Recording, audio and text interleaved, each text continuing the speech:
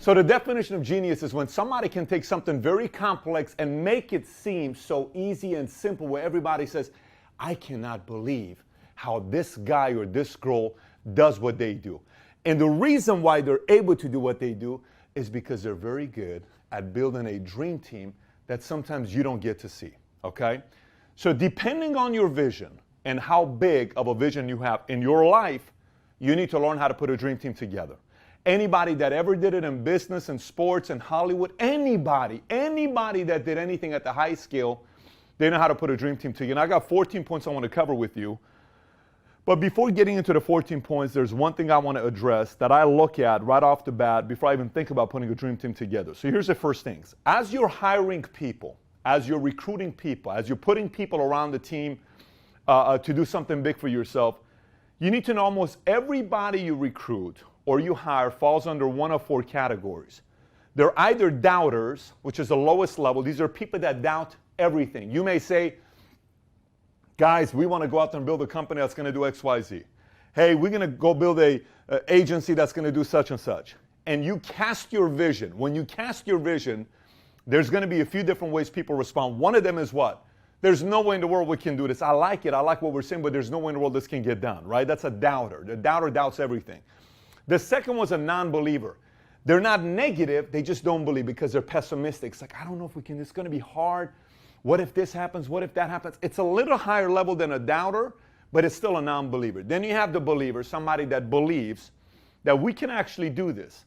Then you have the highest level, the true believer. By the way, the true believer, you don't just recruit somebody right off the bat and they become a true believer. You typically recruit and invite somebody to your company and your business and your vision because they say, I kind of believe what this guy has to say. So they're believers, and then you start figuring out if this person can be a true believer or if they're just going to stay as a believer. But I can tell you one thing for a fact. These two, they're not people you can build a dream team around. You need these two to build a dream team around. So that's the first thing to be thinking about. So now having said that, let's go into point number one. Point number one, no matter what you do, the key is to always recruit and hire opposing strengths of what you're doing. So for instance, I think a lot of times opposing strength, we only think about a skill set, but I think it's really two different things about opposing strengths. One is skill set, the other one is personality. So if you think about skill set, you could be doing a company that somebody needs to learn coding, accounting, compliance, legal, sales, all this other stuff, right? And that's great, that's skill. But you also need different personalities to put a dream team together because there's got to be a complementing of each other on the personalities. Personalities, you're dealing with four personalities. S is structure, T is technical, A is action, R is relationship. I've done a video on this. The four personality types that have a whole, I think 20-page PDF you can download. Why don't we put a link of it somewhere here that they can see it, Luis, with the whole thumbnail of the video. We'll put the link on the bottom as well for you to see it. So four personality types. Structure is somebody that you have in your company that everything is organized. It's always on time. Everything is solid. You go into their desk, it's fully organized.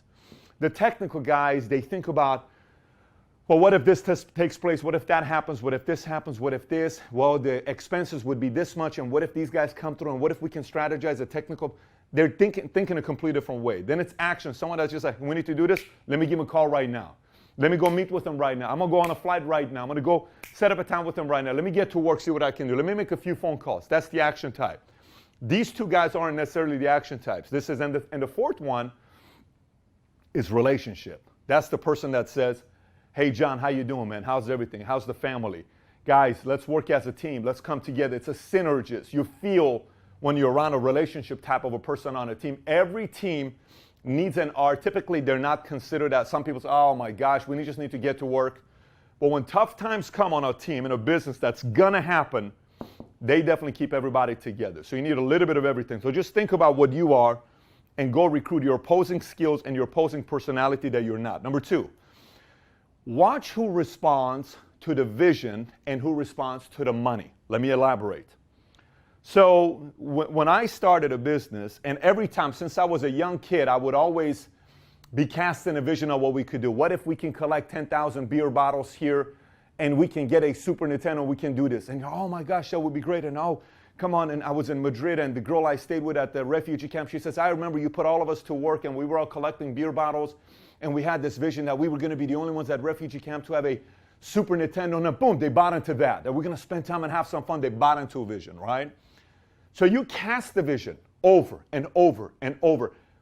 I can tell you, if you ask any of my employees or staff or sales or partners or vendors or anybody, if they've worked with me for more than 5 years, you ask them, how many times has Pat casted the vision of where the company is going? They would probably tell you, I don't know, the people closest to me would tell you a couple thousand times.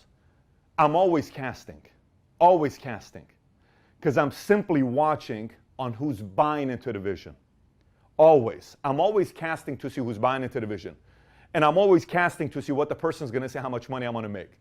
If it's money first, I know exactly where their position's going to be. It's like a guy playing in the league that just wants to take contracts to get money. He could care less about a ring. And we're the Yankees, we're the Lakers, we're the Celtics. If we don't win a championship, listen, man, it's a disappointing year. Not even if we make it to the playoffs, right?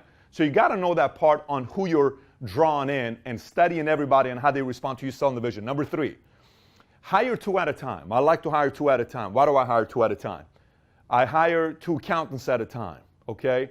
I hire 2 assistants at a time. Everything I hire 2 at a time. And within 90 days, one of 2 things happens. Within 90 days, either one realizes the other is better and this one leaves, or the second thing that happens, they both make so much value to the company or the brand or whatever I'm doing that they make the money back based on the effort they're putting. I keep both of them. But I like to hire 2 at a time. When you're building a dream team, you can't just have one option. If you only have one option, then you're putting all your chips just on this one person. If this fails, you don't have another thing to go back to. Like there's got to be a injured reserve. You got some people that can come off the bench, that can do the work, and you're really looking to see who wants it more than the other person does. And you're always watching everybody like a hawk. Okay, so you hire 2 at a time. Number 4, don't settle. I remember I hired one time a guy who was an executive in the industry, had a very, very solid reputation. His resume was insane of a resume. All he ever talked about was money. He never bought into the vision, okay? And I tried to force it to make it work so many times. Myself, it was my mistake. Not his mistake, it's 100% my mistake. Because I thought having somebody from the industry with a nice credibility in the background, whether he believes in it or not, is something I should just have because of his resume. Absolute flop. Didn't work, okay? It didn't work. I tried to force that to work. Once that happened, I went to point number 5, which is exactly the opposite of number 4. Same thing as number 4, constantly raise your standards. One day, when I'm working with this guy, I get off the phone, I say, how many more flipping times do I need to have a conversation with this guy about this? I feel like I have to save this guy every day from keeping a positive attitude. He was just losing his cool with everybody, all this other stuff. I said, you know what, Pat? Stop it. What are your standards? Grab a sheet of paper, and I started writing it.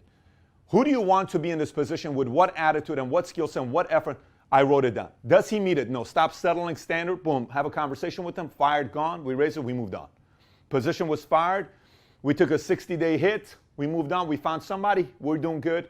Everything was great because I chose to raise the standards. I think sometimes if you remember, I'm not saying how to build a team, how to build a dream team, not a team. If you're trying to build